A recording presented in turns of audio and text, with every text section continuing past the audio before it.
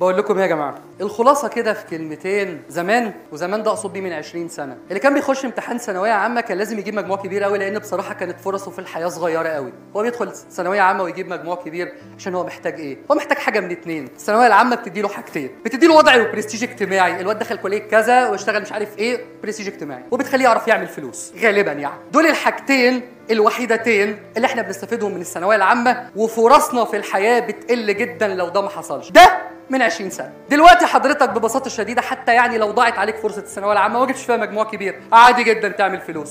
اقول لك على حاجه، ادخل اكتب على جوجل ازاي اكسب 15000 جنيه من العمل بالمنزل، هتلاقي طالع لك 20 طريقه، وشركات بره مصر وحاجات كده بس بكتب الانجليش يعني، وعندهم استعداد يدفعوا لك $1000 و1500 لان انت بالنسبه لهم عماله رخيصه. ايه يعني $1000 زي 1000 جنيه عندنا يعني، بس الرقم ده بالنسبه لك انت رقم كبير. يلا يا عم خش شوف هتشتغل وتعمل فلوس ازاي، ولا ثانويه ولا وجع قلب. وساعتها بس تكتشف انك مش عارف تشتغل، لان كل اللي بيطلبوه منك انت ما بتعرفش تعمله. الكارثه مش انك ما تجيبش مجموع، الكارثه انك تكون ما اتعلمتش حاجه. لو كنت ما اتعلمتش حاجه هتبقى خسران خساره كبيره، ويبقى العمر بيروح عليك هدر. انا على طول بقول لكم ايه؟ طلاب غنيم قد اي امتحان، صح؟ ردوا. طلاب غنيم انهي امتحان بالظبط؟ امتحان الجغرافيا؟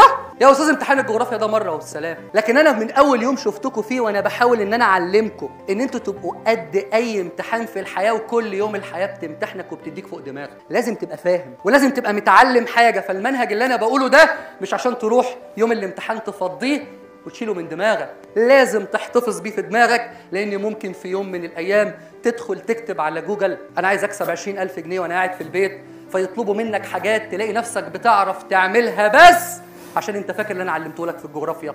ولا يوم علمتكم عشان خاطر الامتحان ده حاجه صغيره كده كده هتعدي. انا دايما بعلمكم علشان يبقى علم ينتفع به، مش في امتحان الثانويه لكن في حياتكم كلها.